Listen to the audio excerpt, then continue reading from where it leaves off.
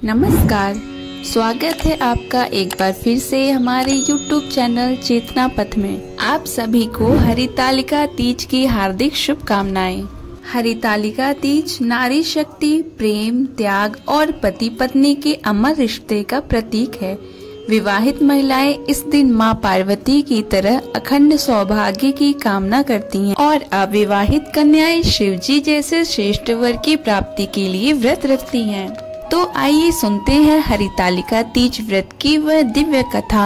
उससे पहले अगर आप हमारे चैनल पर नए हैं तो वीडियो को लाइक करके चैनल को जरूर सब्सक्राइब कर दें, जिससे सभी धार्मिक कथा, पूजा विधि आदि का वीडियो आप तक पहुंच सके। तो बने रहिए अंत तक हमारे साथ। भगवान शिव ने माता पार्वती से उनके पूर्व जन्म का स्मरण कराने के लिए तीज की कथा सुनाई थी, जो आज भी हर स्त्री अपने सुहाग की रक्षा और सौभाग्य के लिए श्रद्धा से सुनती है। यह कथा उस समय की है जब माता पार्वती ने भगवान शिव को पति के रूप में प्राप्त करने के लिए अनेक जन्मों तक कठोर तप किया था।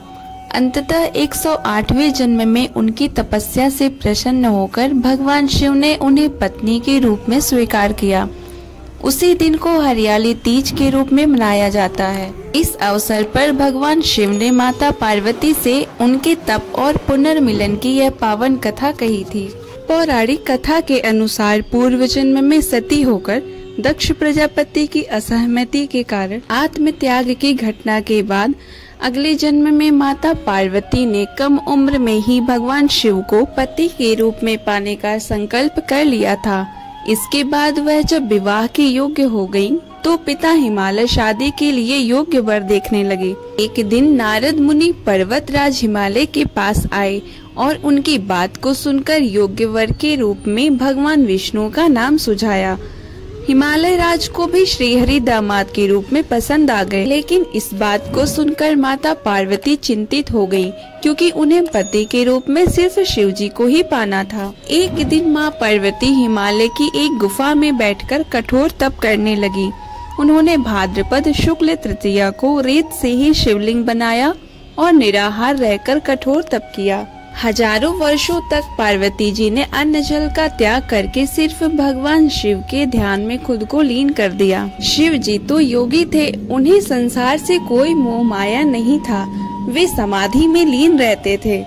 पार्वती जी के इस घोर तप से तीनों लोकों में हलचल मच गई। तभी देवतागण भी आश्चर्य में थे कि नारद मुनि भगवान शिव के पास पहुँचे और कहा, हे प्रभु, पार्वती जी सदियों से केवल आपको पति के रूप में पाने हेतु तप कर रही हैं। अब तो कृपा कीजिए। भगवान शिव मुस्कुराए और बोले, यदि उनका तप सच्चा है तो मैं स्वयं उनकी परीक्षा लूंगा। फिर शिवजी एक ब्राह्मण रूप में पार्वती के पास पहुँचे और बोले, हे देवी, तुम इतनी सुंदर हो, ज्ञानवान हो, फिर क्यों एक तपस्वी शिव को पति बनाना चाहती हो?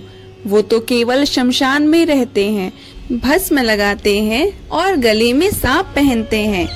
पार्वती जी मुस्कुराई और हाथ जोड़कर बोली, मुझे संसार के वैभव नहीं चाहिए, मुझे तो वही पति चाहिए जो त्याग, तप और योग में श्रेष्ठ है। मैंने अपना तन, मन और जीवन शिवजी को अर्पित कर दिया है।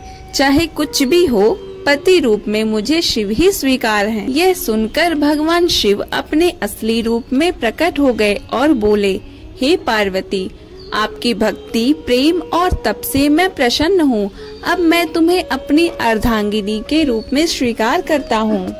इसके पश्चात भगवान शिव और देवी पार्वती का मंगल विवाह संपन्न हुआ। माता पार्वती ने 108 बार जन्म लिया ताकि शिवजी को प्राप्त कर सके और 108वें जन्म में उन्हें शिवजी का साथ मिला। भगवान शिव कहते हैं कि जो महिलाएं इस व्रत को उसी विश्वास और श्रद्धा के साथ करती हैं, उन्हें कामनानुसार वर पूर्ति और सुहाग रक्षा की प्राप्ति होती है। दोस्तों, आइए अब जानते हैं हरितालिका तीज की पूजा विधि। इस बार हरितालिका तीज 26 अगस्त दिन मंगलवार को मनाया जाएगा। इस दिन सुबह ब्रह्म मुहूर्त में स्नान करके स्वच्छ वस्त्र धारण करें और हरितालिका तीज व्रत का संकल्प लें। मिट्टी से गणेश जी और शिव पार्वती जी की प्रतिमा बनाएं। अब चौकी पर लाल या पीला वस्त्र बिछाकर इन प्रतिमाओं की स्थापना करें।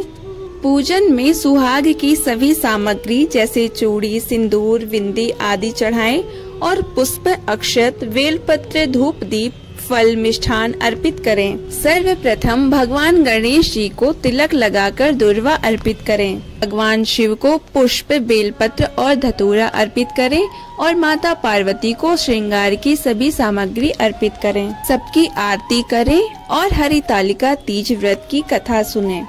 अगले दिन व्रत खोलने के बाद पूजन सामग्री का विसर्जन पवित्र जल में करें। यह मुख्य विधि सभी गृहस्थ महिलाएं आसानी से कर सकती हैं। माँ पार्वती और भगवान शिव आपकी सभी मनोकामनाएं पूर्ण करें।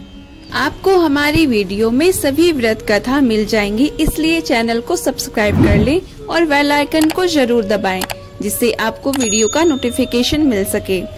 फिर मिलते हैं आपसे एक अगली धार्मिक अद्भुत कथा के साथ। तब तक के लिए धन्यवाद।